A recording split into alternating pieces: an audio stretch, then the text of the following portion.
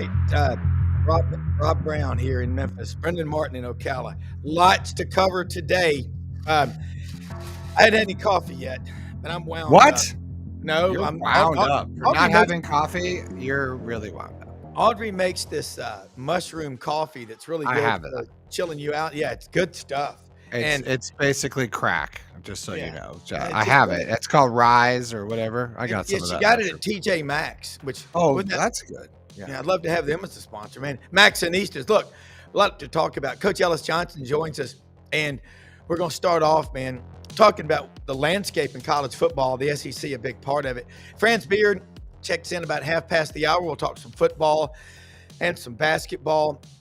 It's a new season. Spring practice starts in a couple of weeks for somebody. I promise you that. Look, take a picture, Brendan. That the QR code up there with your cellular phone. Take that camera and be a subscriber and tell your friends about it and share that subscription with them. We do this about 260 something times a year. We live stream on 7 platforms. I never leave. It lives in the studio, and I'm telling you, one thing that I see happening is there's a lot of sharing of information and all. We had some great guests. Friday's show, people, go back and watch Friday's show. We had a great college roundtable, and Chuck Lavelle, who's a big Alabama fan, hell of a musician, goes on. And remember what he said, Brendan? What's the secret to my success? He said, you want to know? And you and Frank and I were like, yeah. And he goes, I work cheap. So it was pretty cool. But just with that, we'll bring in Coach Ellis Johnson. Coach Johnson, one of the smarter defensive minds. Who doesn't work cheap.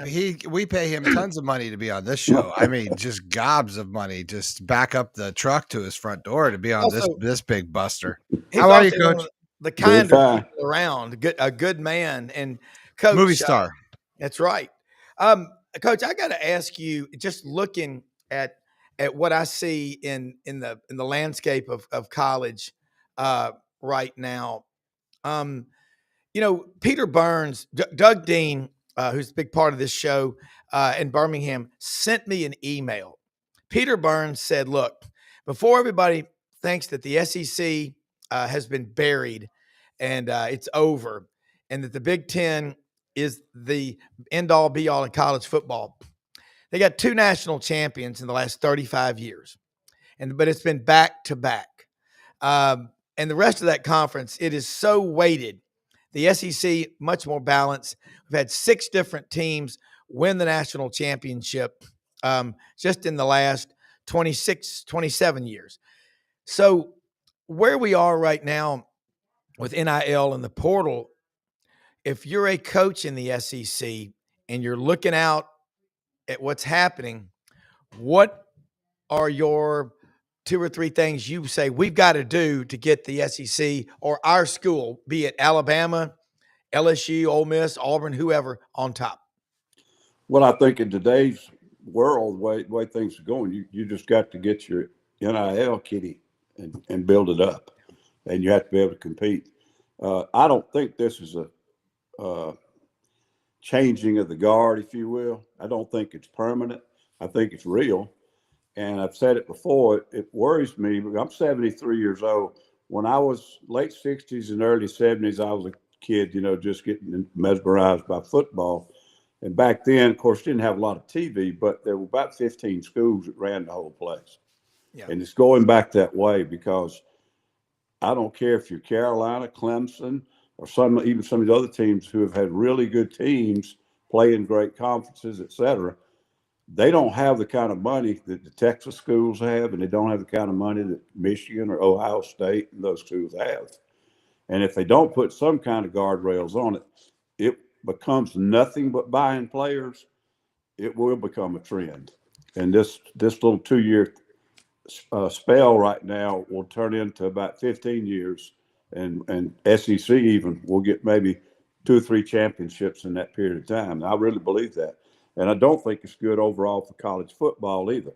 I played at the Citadel. I've coached on every level. Every level matters to me. It may not matter to people that watch Disney, ESPN, but it matters to me, and I think it matters to most football people, even coaches who are active right now. So it's just there's nothing wrong with money. We all love money. Yeah. But when you're chasing money just for the sake of money, you get blinders and you create some problems along the way that are damaging. And I think that's what these commissioners, presidents, and so forth, they're trying to keep up with these TV execs. And the TV execs don't care about football. They care about money and ratings. I like how you phrased that. Disney, ESPN, when they started in 1979, Entertainment Sports Programming Network, you had replays, playbacks, remember, on weeknights of the football games with Jim Simpson and Bud Wilkinson. Y'all remember those games? I mean, you can't get better than those guys. Bud Wilkinson was so measured. He would go, well, if you want to take a look here at Alabama, Coach Bryant will always have that team well prepared. And Stedman Shealy is the latest example out of Dothan, Alabama. Fine young man. I talked to him before the game. He'll be ready for this game today. It wasn't all this soundbite crap, Coach. It was more like what you just said. Well, we didn't have a lot of TV back then. No. So when ESPN came along, cable came along, et cetera, et cetera. In my home, guys, I grew up in a small town outside of Columbia. We got 2 stations out of Columbia. We got 1 out of Charlotte. That was it. We got 1 football team in NFL on Sunday. 1. The Washington Redskins. Redskins, damn right. And that's why so many Southerners still kind of Redskin wannabes or whatever, the Commanders.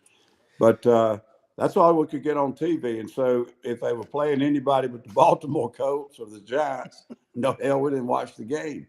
Yeah. But if they were playing them, they were teams that got in the championship, and you want to see some good football. But it's just changed so much. And all I'm trying to say is, if ESPN ran ESPN the way they did when it first started, I'd probably like it better because you got facts and you just got sports. And, if you were a sports addict, now you get tabloid. And you have to compete with other things on TV because that's, nobody's going to watch the stuff if you don't have something unique on that. Yeah, and I think Brendan and I, and you would agree, a lot of times you watch a show today, you're being lectured to. Okay. Yeah. I want to be entertained. Kurt Cobain, Nirvana, rest his soul. He was right. Here we are, entertain us. That's what we want to do when we watch television. I look at the Big Ten, Larry Ellison, what he did to get Bryce Underwood, the quarterback, who's rated the #1 player in the country, 6'4" quarterback. They're gonna put him in there from day one with that $8 or $10 million that NIL promises him, and expect him to perform.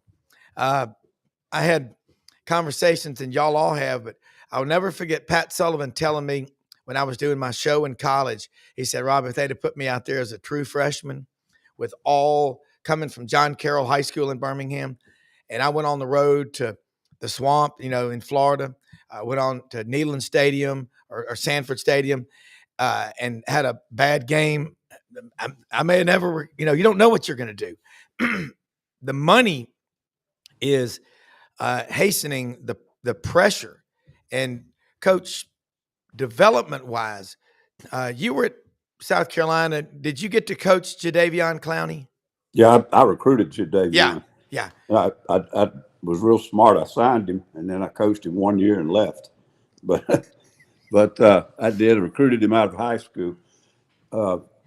There are kids. I remember I was in the next to last class that could not play varsity as a freshman.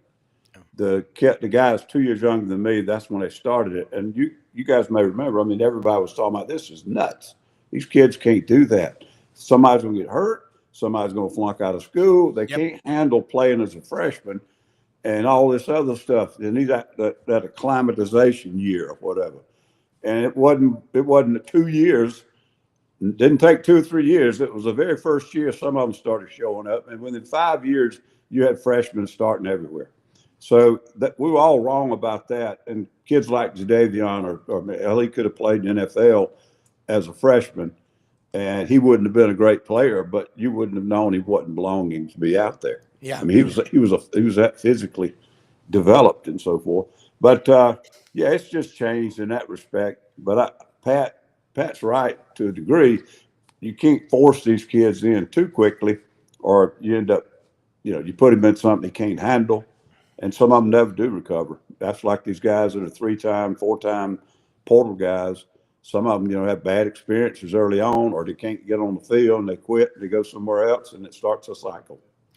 My son was telling me yesterday about the Redskins quarterback, Jaden Daniels. When he was at Arizona State, his teammates packed all of his stuff up in the locker room and told him to get out of there. He wasn't any good. He went to LSU and kind of worked out, and it's kind of worked out as a rookie in the NFL. And you think about also when Joe Burrow out of Athens, Ohio, left Ohio State, showed up in Baton Rouge. Who's this guy? Remember his first year, he completed about 54% of his passes. And then Joe Brady came in as passing game coordinator with Steve Ensminger, and he was at 78.6 and threw for, I think, 5,700 yards, his Heisman Trophy winning year at LSU. Coach, I want to ask you about a guy at Florida, DJ Lagway. I mean, he came in, I think he was one or two in the country. Kind of everybody wanted him to play, but when he played, he was certainly ready. What do you think his future looks like? Oh, I think it looks great. And I'm not as familiar with the roster, probably Brendan, and you may be. But if he's got good surrounding cast, he's going to put up big numbers. He's a really, really good player. We all got a very limited look at him this year because of the thing that happened with Ian Mertz. And Billy was having that hard decision. Then he gets in there and he has that flash, but then he gets hurt. Then he comes back 2 or 3 weeks later. So it wasn't the greatest year in the world, but he wasn't out there the whole time. But man, you just saw at least enough to know the top on him is there is no ceiling, and I think he's going to be a hell of a player. I don't know everything else they've got. He needs a great running back, and he needs some good targets, and they got to protect him. Nobody's any good if you can't get that done. Coach, it's looking like Billy Napier is not going to pick up an offensive coordinator, or that's we're sort of there still with the Chip Kellys of the world at Ohio State. Is that the smartest move that you think he should be making right now with a DJ Lagway? What's that like, trying to manage that ego? Not that he has an ego, but manage that player, that athlete, and then also dial in the right offense, and then handle the other woes on but the fires that come up, and they're redoing a lot of their defensive stuff too. So what do you think about that? Well, I think the getting Chip Kelly at Ohio State was unbelievable. Man, he's been a head football coach at various colleges and so forth, and you can put all that on him. The problem with being the play caller and the head coach is really not calling in the game. A lot of guys can handle that. I mean, I watched one of the best do it with Steve Spurrier. The problem comes, you got to have somebody on the staff that can handle the guys when they're in the building. In other words, the meeting time, spending some time with them, trying to make sure they, what's going on in their head, any home problems and all that kind of thing. And the way head coaches are tied down now with all the stuff they got to deal with, I don't know how you can be your own coordinator and not have something left undone.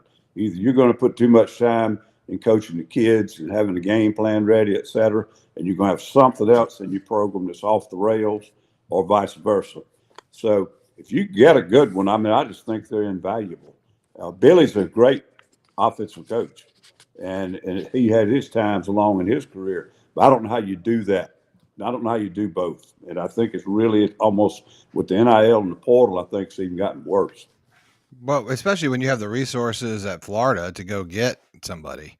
Yeah. I just feel like that. Why not at this point? Especially, I just feel like it's always been the missing piece. I could be wrong, and I don't mean to harp on it. The Gators finished well. Billy obviously got the team going the right direction. I just feel like, to continue to grow offensively and to develop, they're going to need somebody who's constantly thinking. Yeah, I think a great example was Will. Had Will made some different picks on his offensive coordinator when he was there, he might still be there. Yeah. And he never really had anyone that had control of that thing, in my opinion. Coach, I want to get inside your head here, not literally, but just get you to ask you this. during a game, and everybody's always asking, let's say Kalen DeBoer, he's known as a real offensive guy. And Chip Kelly, same thing. Nick Saban, defense. But those guys win because I think they understand offense and defense, and they know how to attack. I think I heard Steve Spurrier say that he understands how to have a defense and how, because he knows how to attack it from his perspective. Kind of shed some light on that. Absolutely. And that, you kind of took the words out of my mouth. I got a lot of things in my later years. I got a lot of things I did on defense by picking Steve's brain. And I mean, he wasn't just an offensive genius. He knew football, and that's how he was able to attack defensive schemes. I'll just give you one example. I asked him about, Coach, that call the other day. It was like third. I don't know. It was fourth down and like 13 red zone. In other words, they had to have a touchdown or, the game's over. We win.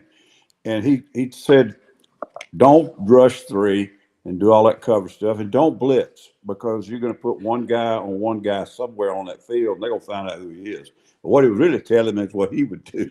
And a lot of offensive coordinators aren't as good as him, but still his advice was well taken. He said, hey, rush your best four, put two guys in the deep hooks, and put the other four on the goal line. And I mean, it's just, after I listened to it, I thought, that's so simple. But I didn't think about it. And he just, but a lot of things like that. The last three plays of the game, I went in and picked him for about 20 minutes one day, and two of the three things I used in those situations was what he didn't want to see. Yeah. Well, Coach, let's flip over to Columbia, to South Carolina. Shane Beamer in South Carolina reached a mutual agreement. They want him around there for a long time, it looks like. And he absolutely loves South Carolina. He's just not the kind of guy that I would be worried about leaving to take another job. I don't know Shane, but I love his dad. I mean, so many of my family members, my brother-in-law, he played at Virginia Tech. They live in Roanoke. I was there in Virginia when they hired Frank Beamer. I was up there.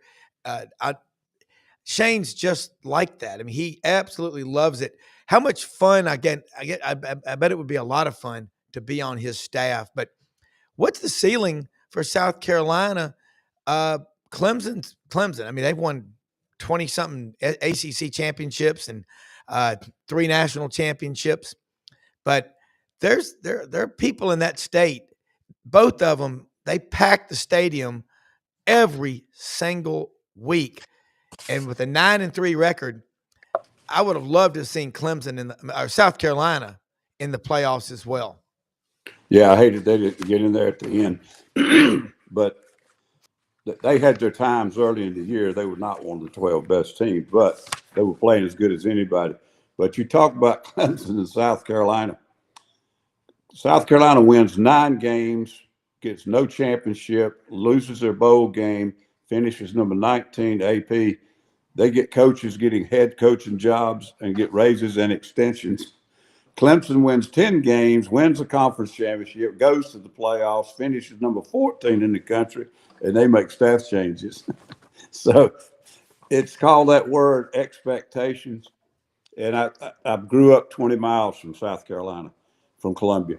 And my dad was a Clemson graduate. So that's all it was for my first 15, 16 years of my life. Yeah. Is Clemson, Carolina, Clemson, Carolina. Hell, I signed a scholarship at Citadel and never had seen it. But, the expectations there are such that they feel like if they win 9 games, and I guess in that league, they've won the Super Bowl. And so there's good and bad in that. And I've always said that getting into SEC for them was their greatest blessing and their greatest curse. It's pulled the recruiting level up. Right. It's made their games more fun to go to, and the fans seem to love it. But the chance of them winning a championship, with Steve, we won the East. You don't have that anymore. You can't win a division. No. So I don't know how they're going to do it. And I think Shane's a really good coach. He's probably perfect for that situation. I think he did a great job this year. But they've got about 15 portal guys they got to replace now. Yeah. And they're in that cycle. So I'm very concerned about that. the one thing they did so good this year is they jailed some 6-year, 5-year guys and those new portal guys, and they seem to come together and play as a team. Right. And they got a good quarterback. He got a lot of potential. Although in the bowl game he looked very average. He's still not a really refined quarterback, if you will. But Go- you mentioned about Lenoris when he got the NIL deal. That kind of maybe got to his head a little bit. Yeah, I don't know. And then you got to remember the coordinator left, and Mike may have been trying to help him develop in some areas or something, but he was reluctant to pull it down and run. He either made bad decisions or he wasn't going to do it. I don't know, because they won their last 2 ball games before that with him running around creating a play out of nothing, and he won the Clemson game there at the very end. So I don't know. It just seemed, and against Missouri too, but it just seemed like he was a little bit reluctant to run the football that game. I don't know what it was. Coach, switching back to Florida, and I meant to ask this earlier. We were talking offense, but I don't want to get too far down the road. Saturday reports Billy Napier hires Jacksonville State defensive coordinator Vinny Sunseri. I might be pronouncing his name wrong. As team's co-defensive coordinator. He's replacing Austin Armstrong, which was he moved on this year. What do you think about this co-defensive coordinator position that they do?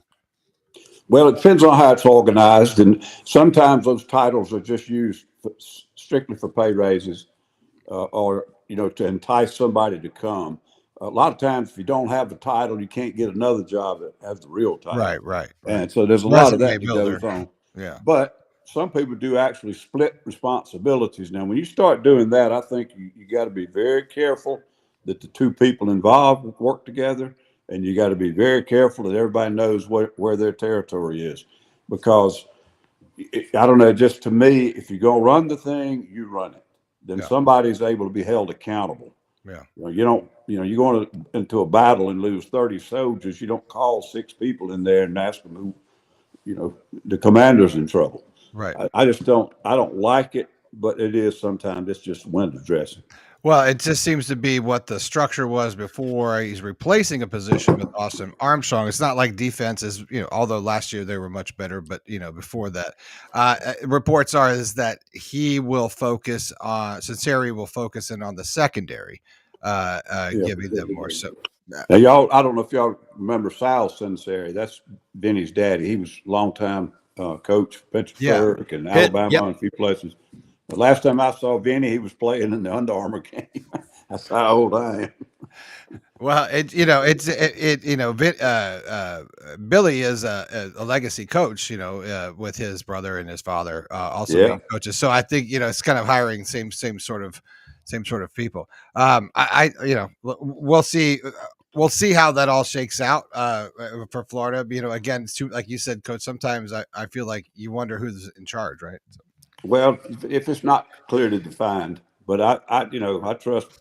If there's one thing I think Billy probably is, it's organized.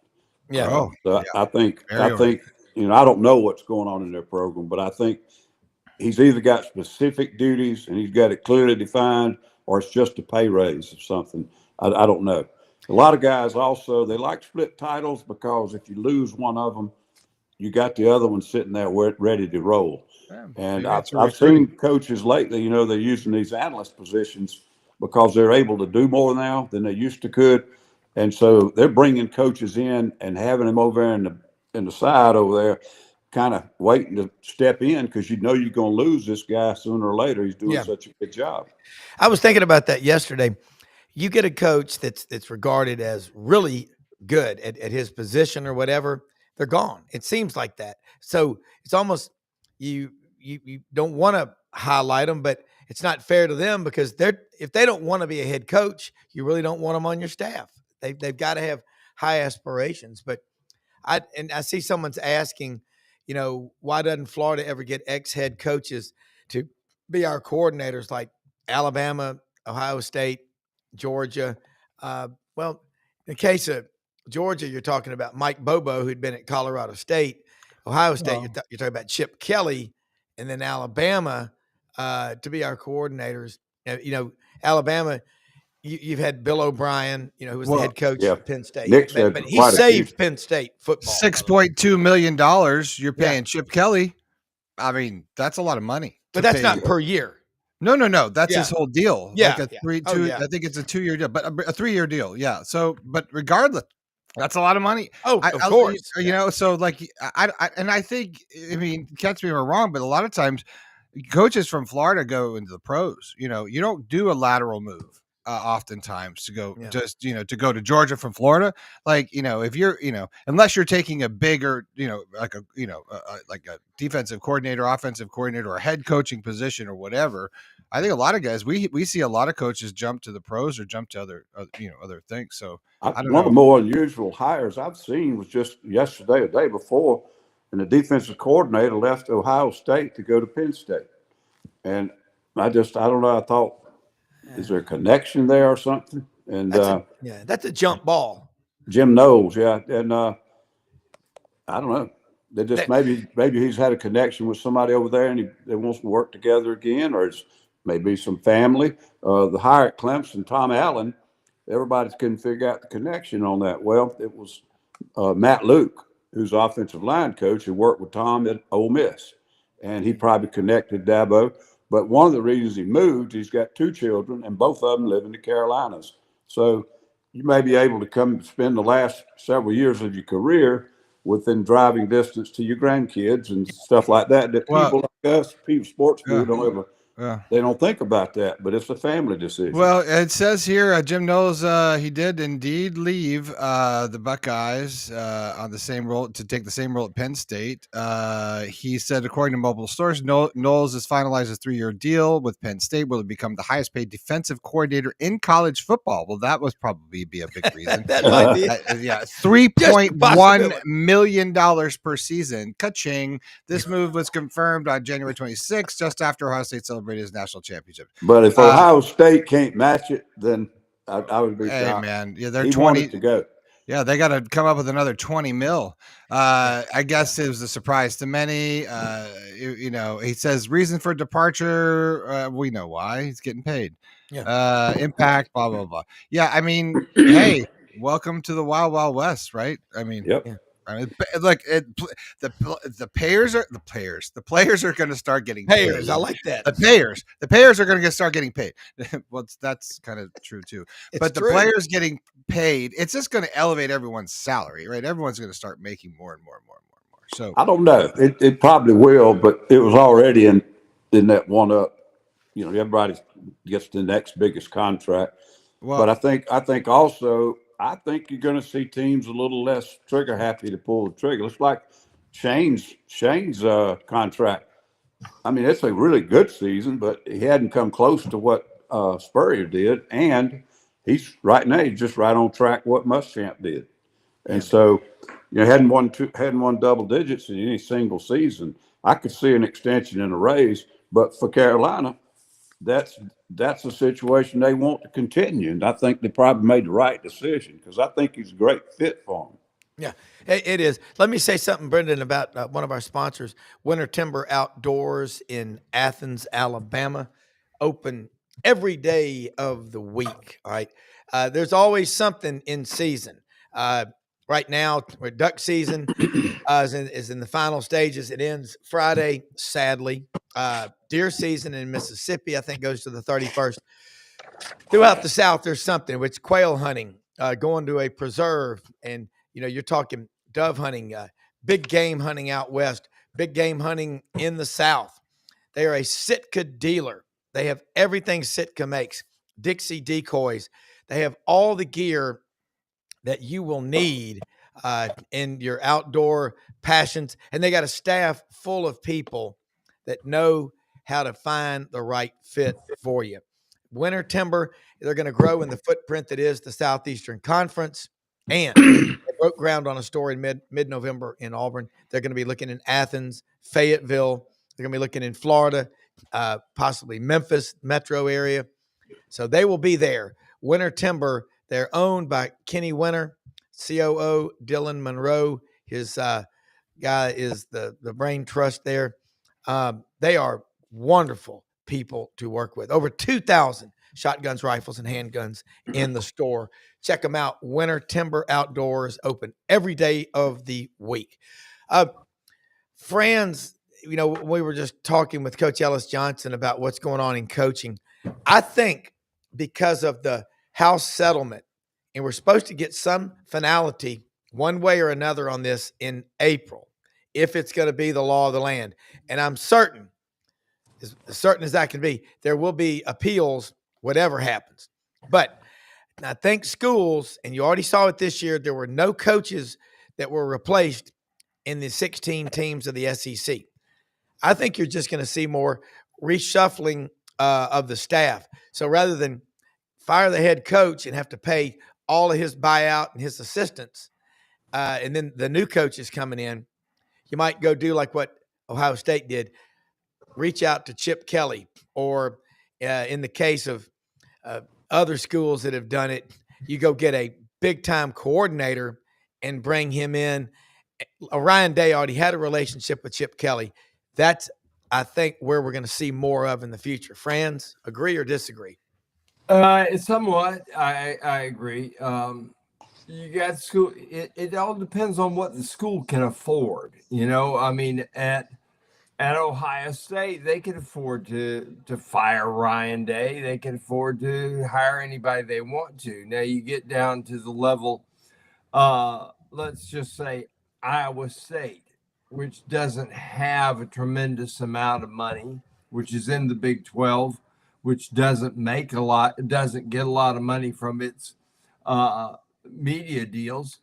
And then it's probably a different story. But, the schools, like Texas, if Texas wants to fire somebody, I mean, they just say, get on the phone, call a couple bubbas and say, punch them all in your backyard. We need to fire a new coach and hire a new one. Yeah. Well, that's sad, but true. I mean, and I don't know, Coach, do you see this question here? If Ohio State calls, would you consider a return to the sidelines? I mean, you certainly could do it, but you said it at the beginning of the show in your opening remarks. You could see a handful of schools, 15 of them, running everything.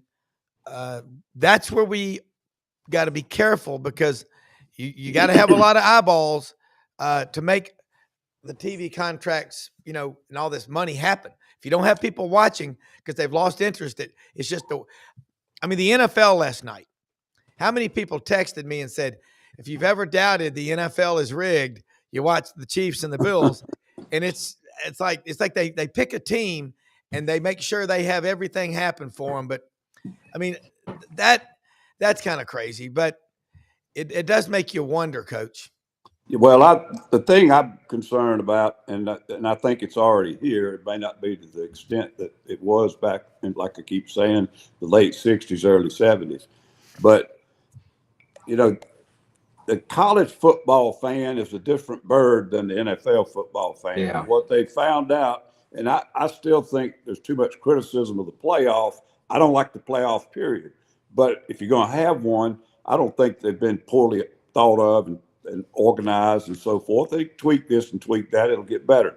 But college fans are not going to follow other colleges the way pro fans are going to follow other pro teams on TV.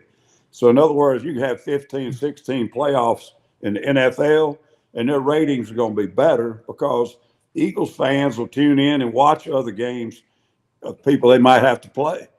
They're just pro football nuts. College fans are not like that. If you're dyed-in-the-wool college fan, 99% of the time it's because you went to that college, or I used to work at some of them. That's where I pull from. But I watched that championship game the other night. I didn't have any kids in there I knew. I have one friend that was on Notre Dame staff. I hadn't seen him in 30 years. I just didn't care about watching the game. And I'm sitting there thinking, what's wrong with you, man? I just didn't excite me to watch that game just because I didn't have any connection to it. And I think that's typical of college fans. Yeah. Now, there's some people out there that will cut it on, and I guess that's who Disney's after. But they're rating, what was it, 20 million less? 22 million. They were 3.5 million fewer than the previous year. Than the year before. Yeah. And I don't know how you could have got two better teams and two good football teams. I mean, I didn't like who was in it. They're not my teams, but they're two deserving, good football teams played, and it was entertaining. But hell, that people not going to watch it if it's not their team. Well, the SEC is a block conference. Like, we will watch if it's an SEC. It always has been, Rob, Yeah. but they're going to destroy that too if they keep this damn footprint. You know good and well there are a lot of people, if SEC fans, that weren't pulling for Texas.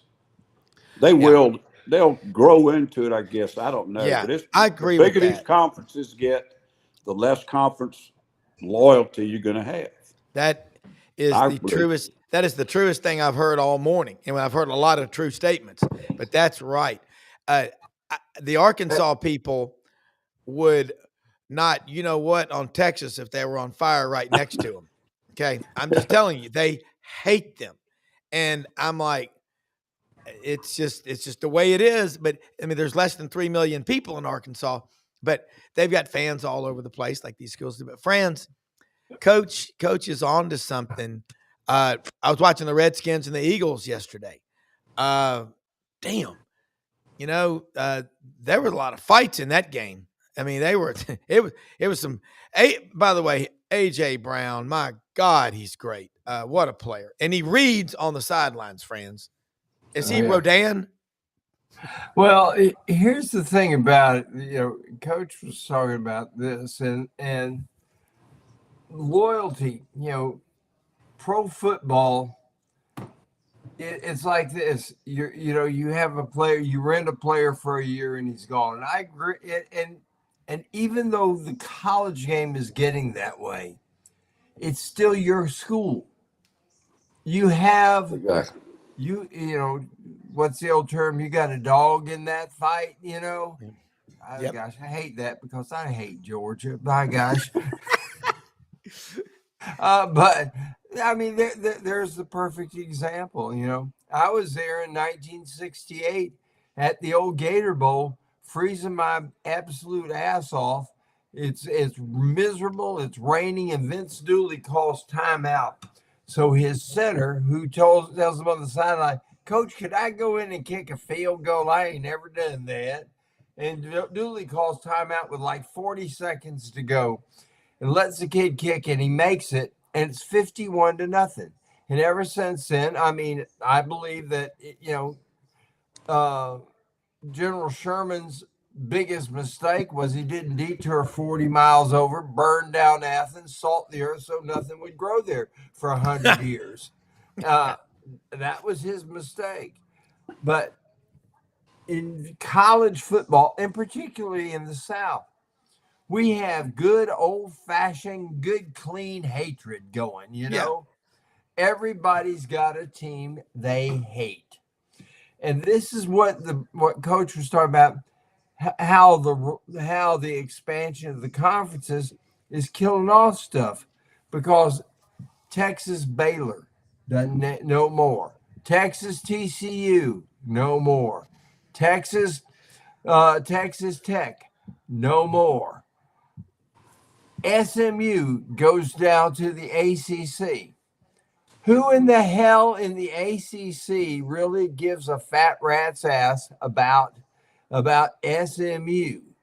I mean, they may know that, okay, if you go on campus there and hang around, if you're young enough, you could maybe get some debutante whose daddy owns about 46 oil wells. That you could do. Yeah. But they don't know anything else about it. What is SMU good in except football? And they hadn't been good in football for 30 years. Yeah, it's a tough call. I mean, and look, the Georgia-Florida rivalry is intense. Auburn, Alabama, Clemson, South Carolina, but we don't really hate each other. And that's the thing about it. We love to pull against them, but we've got friends in all these schools. But Coach, both of y'all are right. You keep diluting the core of your conference and who you are. You begin to wonder, who the hell are you? That's where we better be careful. Those things are not important to TV execs, and that's who's running college football now. They got all the money bags. That's who's running college football now. Yeah. Sankey and what's his name up there, Big Ten, they don't get up every morning and call all their conference their conference athletic directors. They get up in the morning, check in with Disney, and see Yeah. where they stand. It's That's all right. they're all centered on getting the biggest paycheck, and so they don't care about geographical conferences anymore. There's still a smidgen of it left just from history, but it's growing and growing, and all that stuff in a matter of years is going to be gone by the wayside. Some of the conference championship games are getting picked at now. Maybe we need to get rid of them so we can have another round in the playoffs. Yeah. The conferences make money off those games, but TV execs don't. They want to get rid of it and have another round in the playoff. So they're Well, trying to be the NFL, but they've got 150 teams and they don't have 36 teams and they don't have owners and they don't have any contracts and they don't have any control of it right now. It's just a mess. The 19-year-olds and the Disney execs are running the whole thing. That's right. And that's what we've been trying to say is the tail's wagging the dog. That's it. but here's your other thing that's going on with all this. You got Disney and Fox basically running the show because they tell you, okay, used to be you get a schedule and you knew in May that at 2:30 p.m. on the third Saturday in August, you were going to be playing Auburn University, coming down to Gainesville, Florida. Okay, fine and dandy. I can plan everything. I can make my hotel reservations. Now you got fans having to decide, okay, do I stay overnight? Okay, but everybody wants a 2-night minimum. And if it's a 12 o'clock game, why the hell do I want to stay Saturday night? So how am I going to do this time? Well, that means I got to get up at 4 a.m.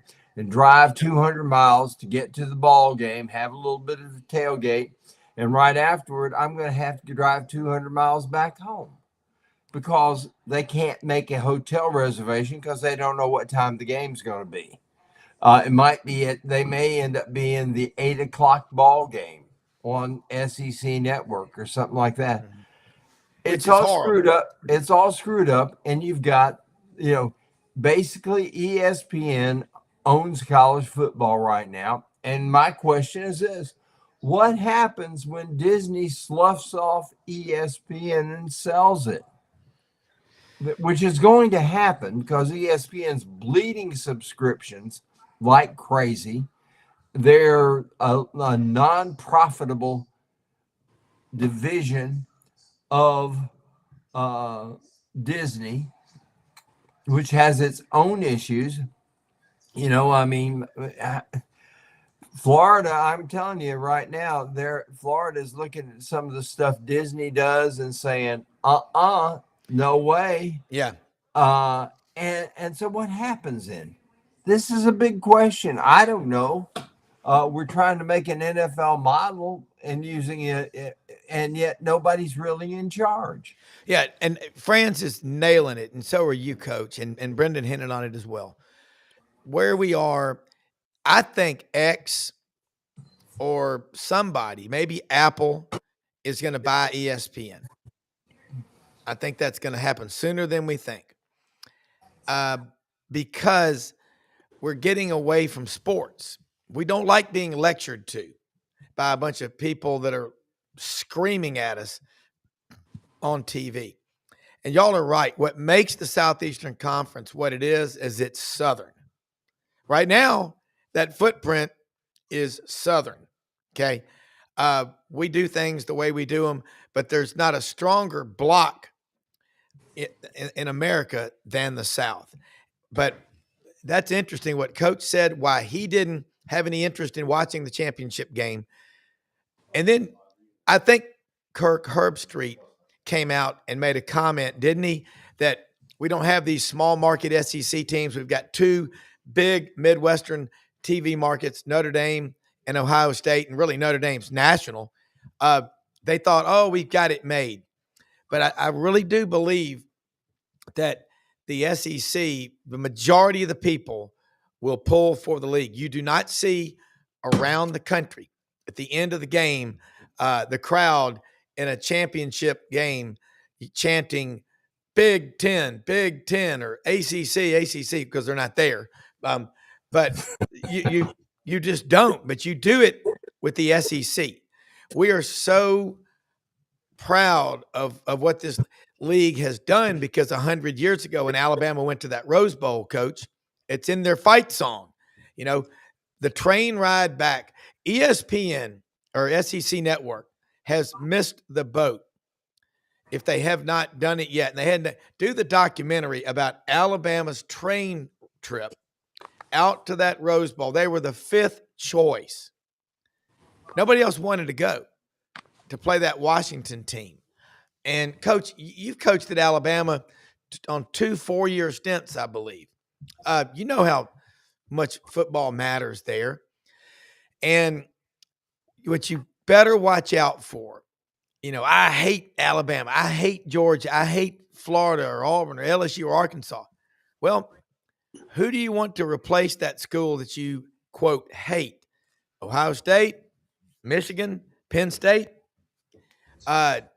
They are licking their chops. They're like a competitor in the business world who's waiting for you to go through a rough spot so they can buy you at 30 cents on the dollar.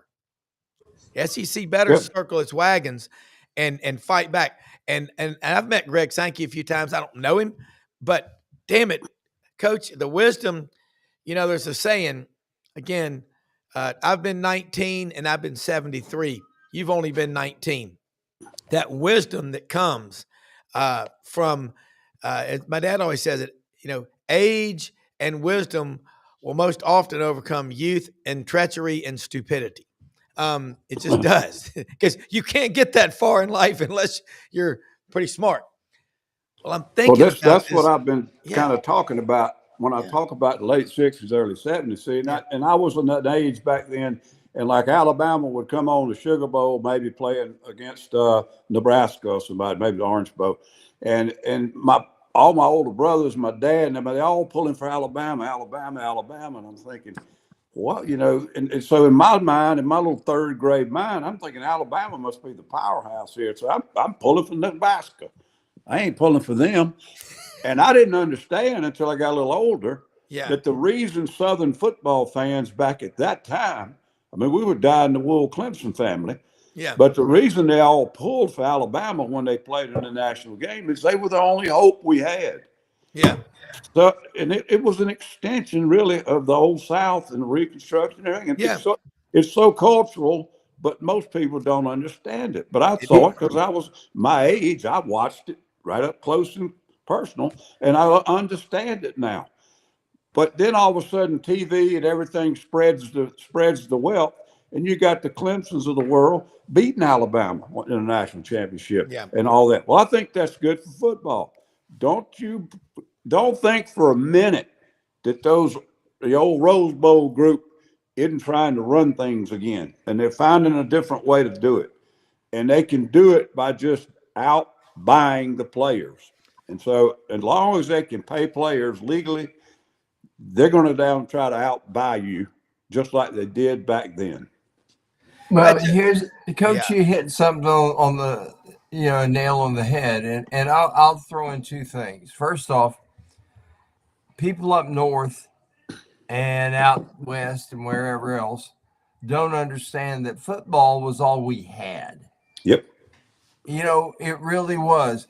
Alabama, the state of Alabama was so downtrodden after the Civil War that, by golly, you know, football elevated. It was something we could hang on to. You know, your football team, Auburn, 1958 wins, or 57, is it? Wins the national championship.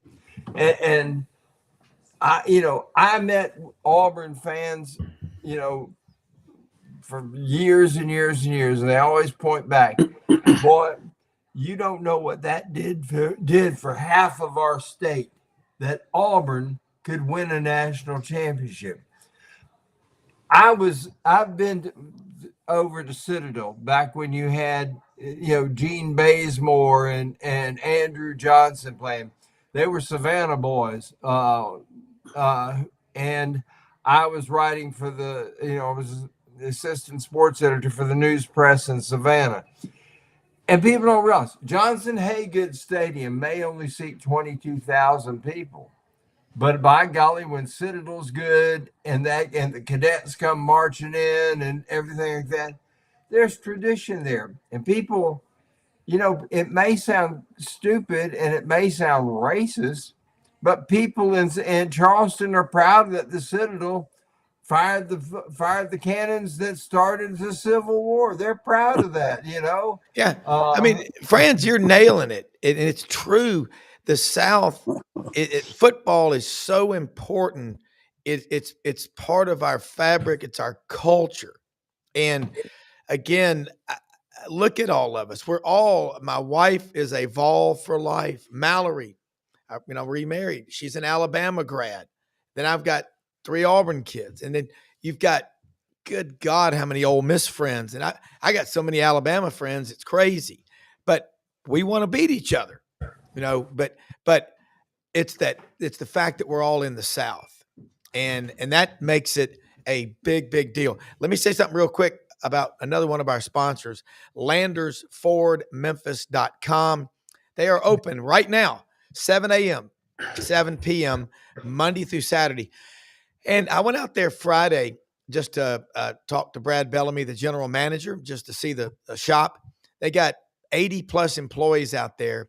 I went into the service department. It's huge and it's clean. I met Jay Newell, who is there, and Cody, Jason Medeiros. These people there are gung-ho, service first. They will take care of you. It's $500 off for SEC Sidelines audience members. They're the #1 Ford dealership in the Mid-South. That ain't because they're lucky. It's because they outwork everybody. And the Landers' commitment to the Mid-South and to every customer is above and beyond anything you would see anywhere else. Their name is on the stadium, Tom Nick Stadium, Landers Field at CBHS, Briarcrest, Houston High School, Collierville, Rossville Christian Academy, and there's more to come. Get out there right now. Lots of opportunities to save money on the trucks, like the F-150. I love the F-150. You can't beat it. That's what I drive. Drives like a car, performs like a truck. It's so smooth. And you've got those Broncos, the Sasquatch package. Might be the best looking thing out there. Got a big lot full of inventory. And if you've got to have your vehicle serviced, they'll pick you up, provide transportation. They have multiple drivers there. They will do what it takes to get your business. Landers Ford, if you didn't buy your last vehicle from them, you probably paid too much. And they're right down the street from our good friends at Hewlett & Dunn. Went out there Saturday afternoon. Hewlett & Dunn Boot and Clothing Company on the square in Collierville, open Monday through Saturday, 10 a.m. to 6 p.m. If you wanted boots, great looking clothes, jackets for men and women, you won't find a better selection of products and fast shipping. HewlettandDunn.com, on the square since 1961. Guys, I like what Ellis Johnson said. Do you think that the commissioners of the SEC and the Big Ten are waking up in the morning and saying, let's call the presidents, the athletic directors at our 16-member schools, or are they looking for a little love note from Disney, ESPN? That, Coach Johnson, is where we are. And you know what? We need to get it back to, you're accountable, but you can't take the money out of it. But we need to remember we're the Southeastern Conference. I don't want Disney to take over and try to influence, just our culture. That's where we are. We need to defend the Southeastern Conference because we love to do things the way we do them. We love our schools. We're incredibly loyal, and football is what makes the grass grow. I'll tell you one other thing that's happened that is undermining the fabric of what is Southeastern Conference football and conference football everywhere. And that is, used to be, for example, at the University of Florida, we'd go out and get us a president who had some kind of tie to the University of Florida. We'd find a guy that was an alumnus of the University of Florida. He'd done his undergrad or maybe his grad school work there. Maybe it was a vice president of the school who had worked his way up. Nowadays, they go out there and they spend $2 million to bring in a president, for example, who's been the president of Western Walla Walla Tech out in Washington. Yeah. And they'll bring him in there because he did the research on the genetics of the golden smelt which swims in the river, and they say, oh, he's fabulous. Oh, yes. And he's a genius. We get all these academics. You got 16 academics in the SEC. Maybe one of them actually can say, oh, that was a great touch-up, wasn't it? Oh, and he gets nudged, touchdown, coach. Yeah. Doctor whatever. But this is part of what's going on here that's undermining it. We have the academics are well-meaning, but if you used to get a president of your school who came up through your school and you got a school that plays good football, your president understood just how important it was to have good football. Yeah. You have to, we'll wrap it up here. Coach Johnson, Franz, y'all are knocking it out of the park. And Brendan made some really, really good, insightful comments as well. He always does. I think we got to, you bring in a president, Coach Johnson, who's an outsider. That's fine, but he better understand what the inside of that school he's taken over is all about. That's where we are.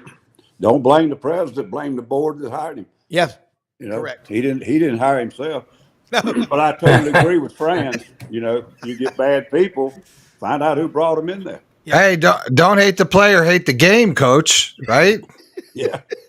So, real quick now, Franz, if you came to Johnson Hagan back then, you left out one of my good Savannah boys, Gene Dotson, who was our quarterback. And you remember Gene? Oh, yeah. And of course, guys, real quick, this coaching staff we had, as I was on those teams with Bazemore and AJ, Bobby Ross was the head coach. Ralph Friedgen and Frankie Beamer were two of our defensive coaches. Damn. Jimmy Laycock was one of our offensive coaches. We won 4 games. We thought they couldn't coach, and about 15, 20 years later, they've all got conference championships, national championships, and everything. And we're all looking around at each other during the reunion thinking, we weren't worth a damn. Well, Coach, Bobby Ross is a graduate like my grandfather and his brother and my great-great-grandfather of the Virginia Military Institute. I broke the tradition on that side of the family by not going to VMI. I look back, I wish I'd have been a cadet. Lexington. My stepfather was a cadet in the same class with Bobby Ross at VMI. What the hell is a cadet? That's a freshman at VMI. The rat line. Bobby just had a very southern. They had cadet CADETS up at cadets. West Point, but they don't want to have cadets at VMI. They want to have cadets. It's in Lexington, Virginia. Yeah. Home of Washington and Lee University. Campuses merged together right there. It's really, I'm not going cadets, potato. Well, no, they have their it's a stadium. tradition. You guys are lame. Is on the side of this hill. Good God, 1921 called. They want Franz and Rob to get on the bus. No. And the other thing with your too cadets. Is the campus merges together with W&L. It's just right there together. And Lexington, Virginia it's the home of, it's the headquarters for Sigma Nu, for Kappa Alpha, ATOs, they all came from there. But it's an incredible place. But look, there's nothing to do there. If you want to go to a military school, go to Charleston, South Carolina. Bam! My stepfather tells stories Coach, you about and I are walking old to together. church. You and I are the same guy, dude. I'm He- Hollywood, like Coach. I'm gonna hang out with Coach. You guys My go to stepfather cadets told or stories cadets. about walking to church on a Sunday morning, Oof. and here are these guys from Washington Lee, and they got their arm around some girl. They've been up all night, and they're drunk and hungover, and saying, "Hey boys, why don't you come on over here?" Yeah. Have fun. Yeah. Well, look, here's the bottom line. What's happened to the show? Tradition never graduates. Gone man. off the Hey, rail. Coach, great show today. Franz as Thanks, well. Coach. Thanks, Yeah. Franz. EP, Brendan Martin. We'll do it again next Monday. Thank you so much for your insight. It is true. That's what it really is. Brendan, want to say this. You've got lots going on in the college football, basketball world. Tomorrow we're going to go heavy on basketball because, wow, what an SEC race we've got underway. You had Auburn got that big win over Tennessee, and they had to earn it. There are no easy games. Hey, most often Christ and the least among us. We're the most blessed people in the greatest country in the world. Find ways to get out and help people every single day. You'll be better and happier for it. And Brendan, Yes. right, what are y'all talking about on the Buddy Martin show on this same Bat channel? Buddy We're going to be talking about the new co-defensive coordinator that we Okay. just talked about. That is they were talking about Saturday. We didn't. I think Franz will be on, so we didn't want to spoil it. Yeah, For that. okay. But Dad was just texting me. He says he's going to talk about the Sinceri hire potentially and what's going on with this potential Steve Spurrier, Bubba Spurrier coming on as a analyst that may or may not be happening. I don't know. Okay. But they're going to address all that stuff. Plus, it's Shane Matthews Yeah. Monday, and he's got the cast of thousands. Check it out, Buddy Martin show. This same Bat channel. You can just cue that little skew right there and give it a follow. You'll get updates, and you'll get to check it out. Wait, Vinny Sinceri coming to Gainesville? Yeah, that's what we were talking about with Coach. Yeah, exactly. That is if you get him. Well, no, reports on Saturday indicate the Napier hired Jacksonville State defensive coordinator Vincent Sinceri as the team's co-offensive coordinator to take over for Austin Armstrong, which left earlier this year. So there was a vacancy. He filled that vacancy with the same job or the same label. That's what we were talking about with Ellis Johnson and saying, what do you feel about this co-defensive? He's, reportedly he's a defensive back guy. He's a D-back guy.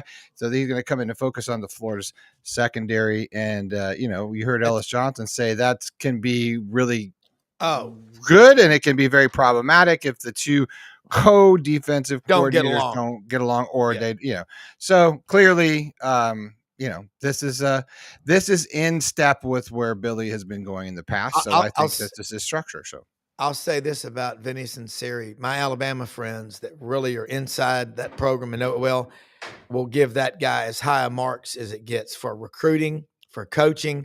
We all remember Salvador up at Pitt, but that will be a significant seismic shift in a positive way to bring in a guy like Sinceri, man. It sounds like it's a done deal. And, seriously, Sinceri, sincerely want Sinceri to come in and do the best because, Florida's got talent all day long. So, you got to be able to shut down these SEC receivers. So we shall see.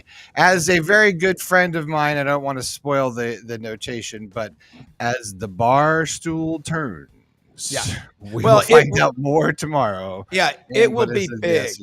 And look, tune in again. We're here Monday through Friday, 8 to 9 a.m. Central and change. Buddy Martin Show, 8 p.m. Central, 9 p.m. Eastern, Monday through Thursday. You want to find out what's going on in sports and SEC and college, we are your number one source. Everybody have a great day. Cowboy, EP, Brendan Martin, exceptional show. We love Starlink. Gotta love the hat. Power of the hat. Power of the hat. Hewlin done. I need a new rig. 7 3/4. What's that? Yeah. No, we got to go 8. An 8. I will find an 8 for you, my man. Got to be an 8. Yeah. And what did I watch when I was watching Landman? They said you can't wear white after Labor Day, before Yeah. Labor Day. Can't wear white after Labor Day. I didn't know that extended to the hats. I didn't know it did either. I didn't either until I watched Landman. So now I know. We're gonna find out. See you in the morning. Howdy. See you tonight. Sorry, folks. The hat. Park's closed. Moose out front should have told you. Yep, should have told you. All right, we'll see you in the morning. Thank y'all. It's a BB gun. A BB gun. They dropped the charges.